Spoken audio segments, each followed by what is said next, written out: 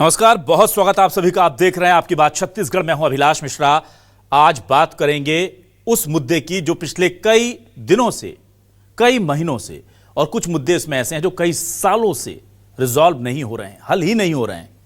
हल क्यों नहीं हो रहे हैं? क्यों नहीं हो रहे हैं हल? इसलिए हल नहीं हो रहे हैं क्योंकि नौकरी लगभग मिल चुकी है लेकिन मिल नहीं रही। आप वेटिंग लिस्ट में हैं पर वेटिंग क्लियर नहीं हो रही। आपका सिलेक्शन हो चुका है लेकिन आपको नियुक्ति पत्र नहीं मिल रहा। ऐसे अतिथि व्याख्याताओं ने आज प्रदर्शन किया कि उनकी नौकरी, क्योंकि हर साल रिन्यूड होता है, अगस्त आ गया है, जुलाई में हो जाना था, अभी तक नहीं मिली उनको नौकरी। उसको लेकर वो प्रदर्शन कर रहे हैं कि भाई ये क्या तरीका है। एक तो नौकरी मिलती नहीं है, आप गेस्ट लेक्चर के तौर पर रखते हो, उसमें भी आप एक एक दो महीना लेट कर देते हो। आज वो लोग आंदोलन कर रहे हैं। डीएड अभ्यर्थी पिछले कई वक्त से, कई महीनों से आंदोलन कर रहे हैं और सीएफ के वेटिंग लिस्ट के अभ्यर्थी कई सालों से राह देख रहे हैं कि उनकी वेटिंग क्लियर हो जाए। ऐसे सब जोड़ करके हजारों अभ्यर्थी हैं। नौकरियां बहुत ज्यादा खाली पद हैं इस वक्त छत्तीसगढ़ में, लेकिन ये जो कभी सेलेक्ट हो चुके हैं, कभी नौकरी करते हुए थे हटा दिए गए हैं, और कभी जिनकी नौकरी तय है, मिलनी है पर उनको दी नहीं जा रही है, ये तमाम ऐसे सवाल खड़े कर रहे हैं जो ये सोचने पर मजबूर कर रहे हैं कि जब प्रदेश को, राज्य को इतनी रिक्वायरमेंट है, उसके 10-5% भी नहीं है ये लोग, तो इन्हें नौकरियां क्यों नहीं मिल पा रही। इसी मुद्दे पर करते हैं आज आपकी बात, और आपको सबसे पहले सुनाते हैं अतिथि व्याख्याताओं का वो बयान जो आज वो अपना दर्द के तौर पर बयां कर रहे हैं। जुलाई में उन्हें नियुक्ति मिल जानी थी, एक जो कॉन्ट्रैक्ट होता है उनका कॉलेजों में पढ़ाने का, अभी तक नहीं हुआ है। तो आज वो प्रदेश भर से इकट्ठे होकर के रायपुर पहुंचे और उन्होंने प्रदर्शन किया। क्या कह रहे हैं सुनिए। सितंबर महीने में इंटरनल एग्जाम होना है और अभी तक सिलेबस शुरू नहीं हुआ है शिक्षकों द्वारा पढ़ाना। इस तरह से बच्चों की पढ़ाई लगातार प्रभावित हो रही है और बिना पढ़ाए बच्चे कैसे पेपर दें ये प्रशासन जाने और महाविद्यालय प्रशासन जानेगा। सर, नियुक्ति चाहिए, तत्काल नियुक्ति चाहिए और एक मुफ्त वेतन चाहिए। और जो 11 महीने का जो बोला गया है, जो कि नहीं दिया जा रहा है, 1 जुलाई से ज्वाइनिंग होनी थी, जो कि अब तक नहीं हुआ है। जॉब सिक्योरिटी ही नहीं मिली। हम उच्च शिक्षा में आए हैं इतनी क्वालिफिकेशन लेके कि अपना नॉलेज हम शेयर करेंगे सोसाइटी के साथ, स्टूडेंट्स के साथ, लेकिन हमारे पास जॉब सिक्योरिटी ही नहीं है। काश लिया गया है, दिया गया है सरकार की ओर से, तो उसमें हमको पेमेंट नहीं मिलता है, जिसमें मुझे किसी भी प्रकार का शासन के द्वारा कोई भी भुगतान नहीं किया गया है। हम दूसरे के बच्चों का भविष्य बनाते हैं, हम अपने बच्चे का भविष्य कैसे बनाएं जब हमारा सैलरी काट दिया जाता है। और आइए अब आपको सुनाते हैं, दिखाते हैं सवाल क्या है आज आपको दिखाते हैं और फिर इस डिबेट को आगे बढ़ाएंगे। और सवाल से पहले आपको दिखा देते हैं, आइए बीजेपी और कांग्रेस का रिएक्शन क्या है इस पर, यह भी आपको सुनाते हैं। हमारे जो डीएड के विद्यार्थी हैं वो बड़े लंबे समय से अपनी नौकरी के लिए, जबकि उनकी जायज मांग है, हड़ताल पर बैठे हुए हैं। तो इस सरकार से कोई वर्ग संतुष्ट नहीं है। आज साल के पहले त्योहार के दिन भी युवा अपनी नौकरी के लिए, अपने भविष्य के लिए सरकार के खिलाफ सड़कों पर उतरे। सरकार है कि गूंगी बहरी बनी हुई है। अतिथि व्याख्याता शिक्षक लगातार संघर्ष कर रहे हैं, धरने पर बैठे हैं। हम उनसे ये विनम्रतापूर्वक की मांग, उनसे ये अनुग्रह विनय करते हैं कि वो अपनी हड़ताल वापस ले लें। शासन की वित्तीय स्थिति देखने के बाद और वित्त विभाग उस पर जल्द ही संज्ञान लेगा। और उसके अलावा बाकी भी बहुत सारे विभाग हैं जिनकी जो सेवा है, उनकी वित्तीय स्थिति है, शासन की वित्तीय स्थिति है, ये वित्त विभाग के पास गया हुआ है। वित्त विभाग जल्द ही कोई निर्णय लेगा और किसी के साथ अन्याय नहीं किया जाए। और आज के सवाल एमपी में जल्द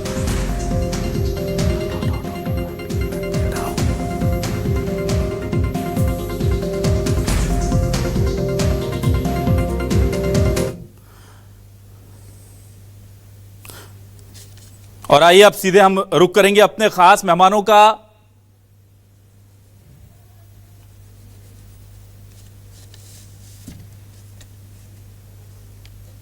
आइए सीधे रुक करता हूं अपने खास मेहमानों का। मेरे साथ शताब्दी पांडे बीजेपी से वरिष्ठ नेत्री प्रवक्ता जुड़ गई हैं। मेरे साथ सत्यप्रकाश सिंह जी कांग्रेस से वरिष्ठ नेता प्रवक्ता जुड़ गए हैं। मेरे साथ जितेंद्र दास जी सीएफ वेटिंग अभ्यर्थी है, वो भी जुड़ गए हैं। तीनों का स्वागत करता हूं, डिबेट को शुरू करता हूं। जितेंद्र दास जी, सीएफ का मामला क्या है, जरा बहुत संक्षेप में समझाइएगा और सरल भाषा में समझाइएगा। जरा कब से आप लोग मांग कर रहे हैं और क्या वजह है कि आपकी मांग पूरी नहीं हो पा रही है? सर मेरा नाम जितेंद्र दास है और हम लोग 2018 से CF वेटिंग के लिए लड़ रहे हैं और 22 दिसंबर 2025 से तूता धरना स्थल पे अनिश्चितकालीन धरना पे बैठे हैं। 1786 पोस्ट के लिए निकला था सर मेरिट सूची और प्रतीक्षा सूची, जिसमें से जो 417 है वो प्रतीक्षा सूची था। और इनकी जो भर्ती प्रक्रिया है सर वो 2 साल मेरिट वालों को ज्वाइनिंग लेने के बाद, जो वेटिंग वालों का जो शासन प्रशासन का कहना है कि 1 साल पहले ही आपका जो वेटिंग है वो खत्म हो जाता है। लेकिन कांग्रेस सरकार और जो बीजेपी सरकार ने 2020 तक मतलब 23/1/2020 तक ज्वाइनिंग मेरिट वालों का किया है सर। ठीक है, और अभी क्या क्या करके कह रहे हैं कि 1 साल में होना चाहिए था, 1 साल नहीं हो पाया, तो आपकी गलती नहीं है भाई जितेंद्र जी। आप लोग तो ज्वाइनिंग नहीं कराते हैं ना, तो आपको तो अगले दिन दे देते, तो आप नाचते गाते खुशी खुशी नौकरी ले लेते। ये वेटिंग लिस्ट, और आपने कुछ ऐसे एग्जाम्पल भी दिए हैं जहां लोगों को 4-4 साल बाद उत्तर प्रदेश में और दूसरे राज्यों में नौकरी मिली है वेटिंग लिस्ट के अभ्यर्थियों को। फिर आपके साथ भेदभाव क्यों हो रहा है?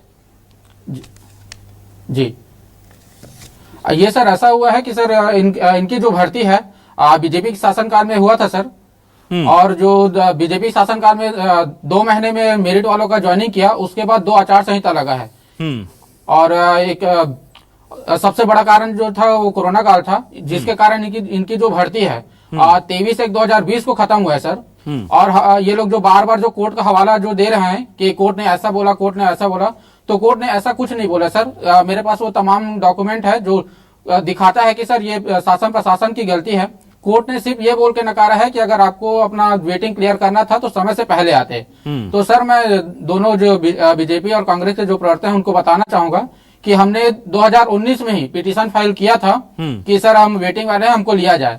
लेकिन उस बीच इनकी भर्ती जो प्रक्रिया है वो ऑलरेडी चल रहा था सर, और हमको गुमराह किया गया। हमने RTI के तहत भी जानकारी मांगा, वो तमाम तरीका अपनाया सर जिससे हमको जानकारी मिल सके। लेकिन अंत तक ही हमें बीजेपी और कांग्रेस ने जो गुमराह किया है उसके चलते हमको अभी 8 साल तो गुजरने को है CF का, और 8 महीने से हम तूता धरना स्थल पे अपनी मांग को, एक जायज मांग को लेके 417 कैंडिडेट धरने पे बैठे हुए हैं सर। ठीक है, चलिए ठीक है, मैं जल्दी से आ जाता हूं सत्य प्रकाश सिंह जी आपके पास। आज अतिथि व्याख्याता प्रदर्शन कर रहे थे, कह रहे थे कि आप बाकी नौकरी तो छोड़िए, 11 महीने की जॉब, वो भी सबसे सस्ती दरों में। अतिथि का मतलब यही है कि सबसे सस्ते कर्मचारी, गेस्ट, उसको भी 11 महीने पूरे नहीं दे रहे हैं। जुलाई में होनी थी नियुक्ति, अगस्त आ गया, अभी तक नहीं मिले, आंदोलन कर रहे हैं। सितंबर में इंटरनल एग्जाम होने हैं सर बच्चों के, और सबको पता है कॉलेजों की स्थिति क्या है, वहां पर पद कितने भरे हुए हैं, कितने रेगुलर व्याख्याता लेक्चरर हैं वहां। तो ये सिर्फ उन 2-3-4 हजार शिक्षकों के साथ अन्याय नहीं हो रहा, ये हजारों हजार स्टूडेंट्स के साथ भी बड़ा अन्याय हो रहा है जो भविष्य का निर्माण करने के लिए कॉलेजों में दाखिला लिए हुए हैं। देखिए अभिलाष जी, आपने सही बात बोली और एकदम सटीक बात बोली कि ये सिर्फ शिक्षकों के साथ अन्याय नहीं हो रहा है, ये हजारों जो हमारे छात्र है, जो हमारा भविष्य है, उनके साथ खिलवाड़ हो रहा है। और जिस तरह से आप देख रहे हैं कि DED के अभ्यर्थी भी प्रधान स्थल पे हैं, और जिस तरह से अतिथि व्याख्याता लोग भी हड़ताल पे आ गए, तो ये बहुत संवेदनशील मांग सरकार को चाहिए कि उसे तुरंत निराकरण करना चाहिए। क्योंकि अब सबसे महत्वपूर्ण इनकी जो मांगे, खासतौर पर मैं मांगों की बात करूँ शिक्षक व्याख्याता की, तो मांगे इनकी जायज है, चाहे 11 महीने की बात की जाए। और आप दूसरी तरफ बात करते हैं कि हम उनको मानने पड़ा है, मगर वो 20 दिन 21 दिन का इनको जो कार्य करने का मौका मिलता है, तो उसमें कहने की कटौती हो जाती है इनके तनख्वाह में। ये मांग करे कि एक फिक्स 50,000 रुपए इनको दिया जाए, ये मांग करे कि जो महिलाएं हैं उनको मातृत्व अवकाश मिलना चाहिए। तो इनकी जो मांगे है ना, वो जायज मांगे और बहुत छोटी छोटी मांगे। ऐसा नहीं है कि सरकार नहीं कर सकती। उम्र की बात आ रही है कि भाई हमको जो जॉब सिक्योरिटी वो 65 साल तक मिलनी चाहिए। अब नए अगर अतिथि शिक्षा दें तो हम कहाँ जाएंगे? तो ये जायज मांगे, और कोई ऐसी मांग नहीं है कि आपको बहुत बड़ी लकीर बनानी है या बहुत समय लगेगा। ये सरकार को समझना पड़ेगा। और देखिए, पिछले 2.5 साल से ज्यादा का समय सरकार का हो गया है। अभी भी सरकार चाहे उस शिक्षकों को लेकर स्कूल के शिक्षकों की बात कर ली जाए, स्कूलों की बात कर ली जाए, अतिथि व्याख्याता कॉलेजों में बात की जाए, तो हर तरफ कहीं ना कहीं स्थिति इस तरह की है कि बच्चों की किताबें नहीं मिल रही है, अभी तक शिक्षक सत्र शुरू हो चुका है। तो ये शिक्षा को लेकर कहीं ना कहीं सरकार गंभीर नहीं दिख रही। आपको मालूम, पिछले साल की रिपोर्ट आपको याद होगा, 17.7% ऐसे स्कूल है जो अब एकदम नीचे है, बहुत डाउन नीचे वाले ग्रेड में। तो ये स्थिति छत्तीसगढ़ की घोष हो गई है पिछले 3 साल में। तो हम तो मांग करते हैं कि जो भी नौकरी मिलनी चाहिए और जो अभ्यर्थी है जिनको मिलनी चाहिए, जो इसका हक रखते हैं, जिनको हक जायज है उनको मिलनी चाहिए। ठीक है। सरकार को अपने हर दर्जे हटा के एक रास्ता निकालना चाहिए। अगर सरकार समझ रही है कि कोई रास्ता नहीं निकल सकता तो उसके लिए भी रास्ता निकालें, इनसे बातचीत करें, वार्तालाप करें, रास्ता निकालें। ठीक है तो सर, ये सरकार में बार बार वही बोल रहा हूँ कि शिक्षा को लेकर गंभीर नहीं रहती है। जिस तरह से दिल्ली में देखो, आप युवाओं को लेकर, उनकी शिक्षा को लेकर, उनके भविष्य को लेकर। ठीक है सत्यप्रकाश जी, ठीक है, आऊंगा आपके पास, दोबारा आऊंगा। शताब्दी पांडे जी हमारे साथ जुड़ी हुई हैं। शताब्दी जी, देखिए सीएफ के अभ्यर्थी 8 साल से इंतजार कर रहे हैं।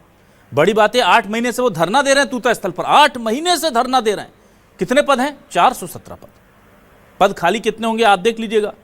दूसरी चीज, ये गेस्ट लेक्चरर, बच्चों का एडमिशन हो गया जुलाई में और टीचर नहीं आ रहे अगस्त तक, और वो कह रहे हैं भाई हमसे 11 महीने का आपने कहा था कि 11 महीने जॉब देंगे, वो भी नहीं दे रहे हो। फिर उनकी छुट्टी होती है तो उनकी सैलरी काट ली जाती है, और शिक्षा की गुणवत्ता भी इससे बिगड़ रही है, उस पर भी ध्यान नहीं है। डीएड अभ्यर्थियों का मामला तो चल ही रहा है। इनकी सारी संख्या भी जोड़ दूं तो मुश्किल से 5 साढ़े 5 हजार, और प्रदेश में पद कितने खाली हैं आप भी जानती हैं मैम। तो ये विरोधाभास क्यों? देखिए, सबसे पहले तो मैं, जो अभी कांग्रेस के प्रवक्ता इतना दर्द व्यक्त कर रहे थे कि बहुत दर्द है इनको इन अभ्यर्थियों को लेकर और इस प्रकार की बातें, तो जब सत्ता में थे तो स्वयं 1 साल के अंदर वेटिंग लिस्ट का उपयोग करते हुए क्यों नहीं इनकी नियुक्ति की, इसका सवाल का जवाब वो देंगे, ये बात अलग है। दूसरा मैं आपसे ये कहूंगी अभिलाष जी कि जो हमारे सीएएफ के प्रतिनिधि हमसे जुड़े हुए हैं, मैं आपके माध्यम से अपनी बात रखने के पहले उनसे ये पूछना चाहती हूँ केवल कि सीएएफ में पुनः भर्ती हुई क्या? उनका कहना है 2018 की वेटिंग लिस्ट से वो वेट कर रहे हैं, तो उसके बाद एक आध बार कोई और भर्ती हुई है क्या, भर्ती प्रक्रिया हुई है क्या, उनसे जरा पूछ लीजिए, तो हम आगे के जवाब की ओर बढ़ेंगे फिर। ठीक है जितेंद्र दास जी, उसके बाद से कोई वैकेंसी नहीं निकली? सर मैं इसका जवाब देना चाहूंगा सर। 2018 के बाद से ना कोई वैकेंसी निकली है और ना कोई वेटिंग से एक भी पद कोई भरा गया है सर। ठीक है, ठीक है मैम, आप अपना कंटिन्यू कीजिए जवाब प्लीज। जी जी जी जी, धन्यवाद। एक टेक्निकल कारण ये हो सकता था कि अगर मान लीजिए उसके बाद कोई और भर्ती होती है उसी पद पर निकलती है तो ऑटोमेटिकली वो वेटिंग लिस्ट इनवैलिड हो जाती है। वहीं दूसरी ओर जो मैं जानकारी लेकर बैठी हूँ डिबेट में जानकारों से, उसमें ये जानकारी मिली है कि कहीं ना कहीं उस वेटिंग लिस्ट में हमको ये चेक करना पड़ेगा कि टाइम ड्यूरेशन दिया है क्या, क्योंकि बड़े पदों पर बैठे अधिकारियों से जानकारी लेकर कि भाई क्या कारण है, क्यों हमारे सीएएफ के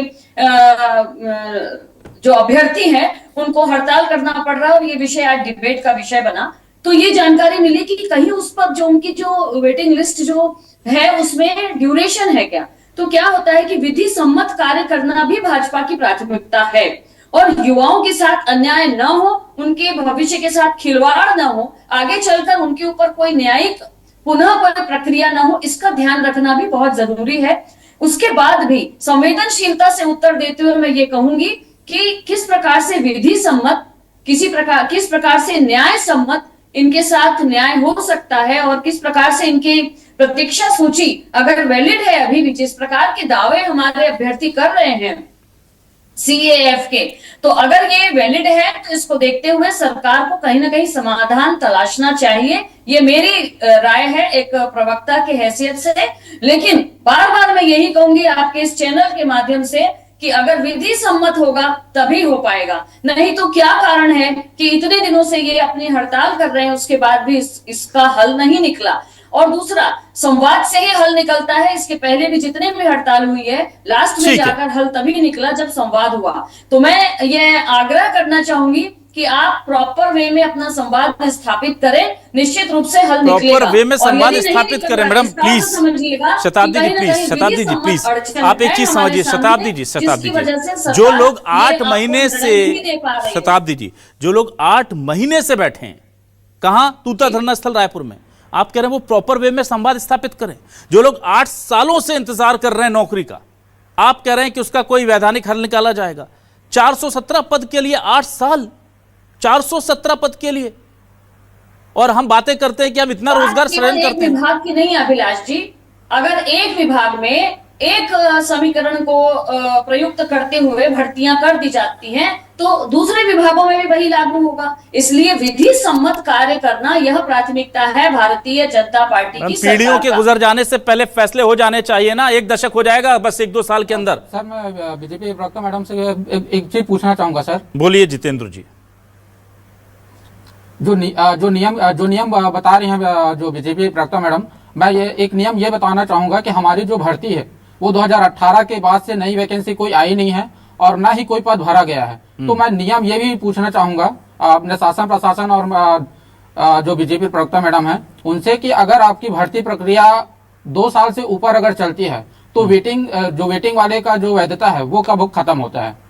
आपने कोर्ट में भी यही जवाब दिया है और जो प्रशासन है उसने, और वो अभी भी हम जब गृह मंत्री से मिलने जाते हैं तो आपने एक प्रेस कॉन्फ्रेंस में वो ये बोला है कि अगर आपकी भर्ती में अगर नई भर्ती अगर नहीं आती है और अगर पद अगर खाली है तो आपका जो वेटिंग है वो वैलिड माना जाता है। ये खुद माननीय गृह मंत्री जी अपने एक जो ये है प्रेस वार्ता में वो बोले हैं। अब इसके बाद फिर वो बोल रहे हैं कि मैं सीएम से बात करके बताऊंगा, और हमारा जो मैटर वो 3 जगह से फंस रहा है मैम, एक गृह मंत्री, सीएम और जो हमारे वित्त मंत्री ओपी चौधरी के माध्यम से।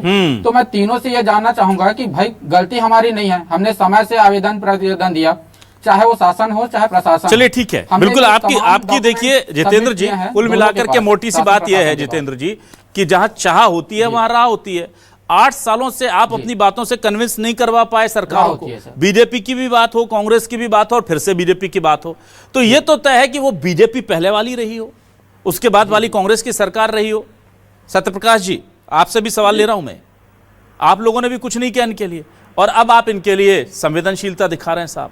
5 साल में आप इनका रास्ता नहीं निकल पाए 417 पदों का, और फिर आप लोग दावे करते हैं कि हम युवाओं के लिए, रोजगार के लिए इतना काम करते हैं। अभिलाष जी, मैं थोड़ा सा समझूंगा, टेक्निकल आपको बताऊंगा। आपने बहुत अच्छा सवाल बताऊंगा, बहुत अच्छा सवाल। और देखिए, शताब्दी जिस तरह से बात की कि कांग्रेस की प्रवक्ता जिस तरह से बातें कर क्यों नहीं की, 35,000 शिक्षकों की भर्ती विधान की अभी तक हुई नहीं, हम लोग उस तरह के नहीं है। 20,000 भर्ती, ओपी चौधरी ने बजट में बोला 20,000 शिक्षक भर्ती हो गए, हम उस तरह के नहीं है। फिर हम हमारे मुख्यमंत्री जी बोलते 5,000 भर्ती करेंगे, हम उस तरह के नहीं है कि बोल के लापाजी करें। अब मैं आपको बता तो देखिए, जब हमारी सरकार बनी, ठीक है, उस समय हुई, मगर मेडिकल टेस्ट, सामान, ट्रेनिंग हमारी सरकार में हुई, और उसके बाद कोरोना हुआ। कोरोना की वजह से आपको मालूम है काफी चीज रुकी। फिर ये जो अभ्यर्थी थे ये चले गए कोर्ट। 2023 में सिंगल बेंच ने इनकी जो याचिका है वो रद्द कर दी। फिर 2024 में डिवीजन बेंच में गए, फिर 2024 में भी मैं आपको बताता हूँ, 2024 में भी डिवीजन बेंच ने इनकी याचिका रद्द कर दी। अब देखिए मैं की बता रहा हूँ आपको, 2017 का एक मामला थोड़ा सा पीछे लेके जाऊंगा, जो प्रियंका सूर्यवंशी और प्लस 3 और थे वर्सेस स्टेट ऑफ छत्तीसगढ़ की, जिसमें इसी तरह का मामला जो 2011 का प्लाटून कमांडर और तमाम चीज थी, और उसमें भी इसी तरह के वेटलिस्ट के अभ्यर्थी थे। उन्होंने हाईकोर्ट में याचिका लगाई, तब हाईकोर्ट ने फैसला दिया, कुछ अभ्यर्थियों को उन्होंने ज्वाइनिंग के आदेश दिए, और उसमें हाईकोर्ट ने ये आदेश में अपनी टिप्पणी की कि आप विशेष परिस्थिति में सरकार नीति निर्णय के माध्यम से मेरिट के क्रम में वेटिंग लिस्ट से नियुक्ति पर विचार कर सकती है। 2024 तक कोर्ट में मामला था, इसलिए हमारी सरकार विचार करने के लिए असमर्थ थी, क्योंकि वो कोर्ट में मामला चल रहा, मगर अभी कोई मामला नहीं है। और 2017 में जो हाईकोर्ट ने सत्यप्रकाश सिंह जी, चलिए अभी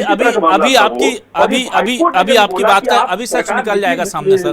बना के 1 मिनट रुकिए सत्यप्रकाश सिंह जी। जितेंद्र दास जी, जब ये कोर्ट में केस चल रहा था तो भूपेश बघेल जी की सरकार, 1 मिनट रुकिए ना सत्यप्रकाश जी, ना टेक्निकल बातों पर मत जाइए, मैं तो आपकी मंशा पर जा रहा हूँ। ना सत्यप्रकाश जी, अभी क्लियर कर देता हूँ मैं, अभी क्लियर कर देता हूँ, 1 मिनट रुकिए। जितेंद्र दास जी ये कह रहे हैं कि कोर्ट में मामला था, उस कोर्ट में मामले के में आपके खिलाफ उस वक्त कांग्रेस की सरकार के भेजे हुए वकील ही लड़ रहे थे ना, आपके खिलाफ केस कौन लड़ रहा था? सरकारी वकील लड़ रहे थे ना जितेंद्र जी। कोर्ट ने तो कहा नहीं था कि आपको नौकरी नहीं देंगे, सरकारी वकील लड़ रहा था। अब बताइए साहब, आप जनता का पैसा लेकर के जिन सरकारी वकीलों को 5 साल तक सैलरी दे रहे थे, वही आपके खिलाफ, इनके खिलाफ जाकर लड़ रहे थे, और आप कह रहे थे कोर्ट में मैटर था। कोर्ट में मैटर आप लोगों ने परस्यू किया, आप आवेदन दे देते कोर्ट में कि हम नौकरी दे रहे हैं। सुनिए, आपने ये भी अच्छा सवाल किया जी। मामला कोर्ट में जाएगा, सर अगर कांग्रेस सरकार जाएगी ना, और प्रशासन को सही कोर्ट में क्या बोला था कि 2019 में जो सरकार ने आदेश निकाला था 2018 में उसमें क्लॉज डाला था कि वेटिंग लिस्ट 1 साल तक वैलिड रहेगी। ये 2018 में जब भर्ती निकली तो सत्य प्रकाश सिंह जी, आपने लगता है पहले सुना नहीं। ये क्लॉज इन्होंने डाला ना इन्होंने डाला, पता है क्लॉज छोड़िए, सुनिए मेरी भाई आपने क्लॉज में 1 साल वैलिड के आधार बनाया है। सुनिए ना सत्य प्रकाश जी, 5 साल में आप रहते सुनिए, चलिए बात छोड़िए। अच्छा ठीक है भाई, ना बीजेपी की गलती नहीं है सत्य प्रकाश जी, कांग्रेस की गलती नहीं है, ये इन्हीं की गलती है, ये इन्हीं की गलती है। 1 मिनट, ना गलती की बात नहीं कर रहा हूँ, आपने गलत आप बोल रहे हैं, मैं गलती की बात नहीं कर रहा हूँ, मैं ये बात कर रहा हूँ अब मामला कोर्ट में नहीं है और पुराना सत्य प्रकाश जी इतने मासूम भी नहीं है आप लोग। प्रशासन को सही आदेश दिया होता कि प्रशासन ने जानकारी देने में सालों लगा दिए, वो तो दिलवा सकते थे सत्य प्रकाश सिंह जी, कांग्रेस के नेता। कोई जानकारी नहीं। चलिए खैर, मैं अब उनकी बात नहीं करूंगा, उनकी तो सत्ता चली गई इसलिए क्योंकि उन्होंने ध्यान नहीं दिया, और शताब्दी पांडे जी भी चली गई। शताब्दी जी आप आएंगी क्या वापस?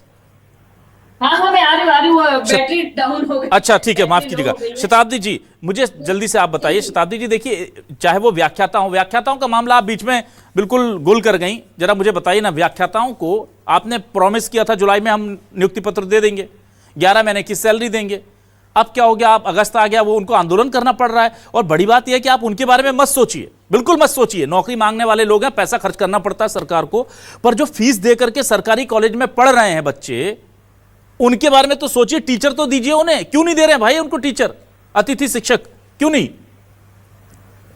नहीं, आपकी बात बिल्कुल सही है, विषय बहुत सही है और उनकी मांग भी सही है। इस पर निश्चित बहुत जल्दी ही संवेदनशीलता से बच्चों के भविष्य को देखते हुए सरकार को निर्णय लेना चाहिए, इससे मैं भी सहमत हूं। मैं किसी प्रकार के इसके विरोधी कोई भी वाक्यांश नहीं बोलूंगी, क्योंकि ये मैंने भी देखा जो इनकी नीति अभी जुलाई में जो पारित हुई है उसमें लिखा है कि बाकायदा जहां जहां रिक्त है वहां इनकी नियुक्तियां होनी चाहिए।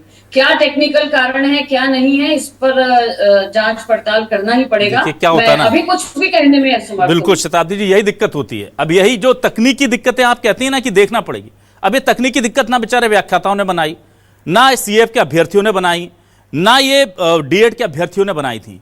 करता कोई है, भरता कोई है। और मुझे इस बात का बड़ी हैरानी होती है, ये महिलाएं डीएड अभ्यर्थी कभी मुंडन कराते हैं कांग्रेस के सरकार में, आपके सरकार में जल सत्याग्रह कर रहे हैं, घुटनों के बल चल रहे हैं, पैरों के बल चल, कितने टोटल मिलाकर के 6000 नौकरी नहीं है। और बीजेपी की गवर्नमेंट कह रही थी हम 1 लाख नौकरी दे देंगे, 50,000 नौकरी दे देंगे, 35-33 हजार तो शिक्षा मंत्री उस वक्त के कह गए थे कि सिर्फ स्कूल शिक्षा विभाग में खाली हैं। और फिर कहा जाता है तकनीकी दिक्कत है, वैधानिक प्रॉब्लम है, कानून नहीं देता, हाई कोर्ट से दिक्कत है, सुप्रीम कोर्ट से दिक्कत है। भाई मंशा कर लीजिए, मन बना लीजिए, एक स्पेशल कमेटी बनाइए और बोलिए कि 15 दिन के अंदर इन मामलों को कैसे निपटाना, इसका सुझाव सरकार को सौंप दिया जाए। आप 370 हटा सकते हैं, दशकों पुराना, आप संविधान का संशोधन कर सकते हैं, आप नया जो धर्मांतरण के खिलाफ बिल है वो ला सकते हैं, लेकिन 5-6 हजार लोगों की रोजगार के लिए 8-8 साल का इंतजार, मतलब ये तो हद है संवेदनहीनता की, चाहे वो कांग्रेस हो या बीजेपी। जितेंद्र दास जी आप मुझे बताइए, कोर्ट से के रास्ते आपके लिए बंद हैं क्योंकि उन्होंने कागज में लिख दिया था कुछ, क्या कोर्ट में आप लड़ रहे हैं इस वक्त? और इस वक्त भी बीजेपी की सरकार अपने वकीलों को भेज देती है क्या बड़ी बड़ी गाड़ियों में बिठाकर आपके खिलाफ लड़ाई लड़ने के लिए? सर जैसे कि सर जो कांग्रेस सरकार ने हमारा 5 साल कोर्ट में ही बर्बाद किया, तो हम कोर्ट का सहारा नहीं जाना चाहते सर, क्योंकि इसका रीजन यही कि फिर अगर हम कोर्ट गए तो ये गारंटी नहीं है सर कि जो बीजेपी सरकार है हमारे पक्ष में जो जवाब देंगे। इसीलिए हमने माननीय जो केंद्रीय गृह मंत्री है अमित शाह जी को लेटर भेजा, वहां से विभाग में और हमारे गृह मंत्री विजय शर्मा जी के पास लेटर आया है सर कि इनका जल्द से जल्द निराकरण किया जाए और इनको जल्द से जल्द नियुक्ति दिया जाए, लेकिन उनका भी अनदेखा किया जा रहा है सर। और जो छत्तीसगढ़ के वरिष्ठ ये नेता है जो अभी प्रतिपक्ष है डॉक्टर रमन सिंह जी और जो ब्रिजमोहन अग्रवाल जी, उनके माध्यम से भी माननीय गृह मंत्री जी को लेटर दिया गया है, उनको भी अनसुना किया जा रहा है सर। ठीक, मानो जैसे वो ऐसा हो रहा है सर कि हम अपने अधिकार के लड़ रहे हैं लेकिन उनका जवाब नहीं दे पा रहे हैं। ठीक है, नहीं और ठीक है, आप लोग अब जब नौकरी है नहीं तो वकीलों को कहां तक पैसे देंगे? और अगर आप चलिए एक केस जीत भी लेंगे तो फिर सरकार सुप्रीम कोर्ट चली जाती है ऐसे मामलों में, फिर लड़ते रहिए 2-4 दशक, 1 दशक तो लगभग होने को आया। मैं सलाम करता हूं आप जैसे जितेंद्र जी, आप जैसे लोगों के हौसले को, आप जैसे हौसले के लोगों को वाकई सलाम है। और यही हमारे सुरक्षा बलों में ऐसे ही लोग होने चाहिए। जज्बा देखिए, ना पैसा है ना उम्मीद है, फिर भी लगे हुए हैं 8 साल से और 8 महीने से यहां धरना दे रहे हैं। डीएड अभ्यर्थी 1700-1800 लोगों को नौकरी देने के लिए सालों प्रदर्शन करना पड़ रहा है, बाल कटा रहे हैं, ये देखिए ऐसे चल रहे हैं। 1700-1800 लोग, 3000 व्याख्याताओं को गेस्ट फैकल्टी के तौर पर, यानी कि सबसे कम दर में नौकरी, वो भी नौकरी नहीं है, सबसे कम दर में रोजगार देने के लिए, न्यूनतम दर कलेक्टर रेट से थोड़ा सा ऊपर, उन्हें प्रदर्शन करना पड़ रहा है कि भैया हमें वो दे दो जो आपने पहले कहा था 50,000 60,000 में व्याख्याता रखेंगे, फिर आपने कहा कि नहीं हम तो इतना नहीं देंगे, 1000 रुपए देंगे एक लेक्चर का, 15-20-25,000 रुपए मिलेगा, छुट्टी ले लोगे, बीमार पड़ जाओगे तो पैसा काट लेंगे, फिर उसमें से 1 महीना वो कम कर दिया। मतलब ये ऐसा लगता है कि सारा का सारा खर्चा इन 5-6 हजार लोगों की वजह से छत्तीसगढ़ की जनता पर पड़ जाएगा और छत्तीसगढ़ की अर्थव्यवस्था डगमगा जाएगी। मुझे बड़ा दुख होता है देख करके, मुझे समझ नहीं आता कि ऐसे मामलों का निपटारा प्रशासन क्यों नहीं करता।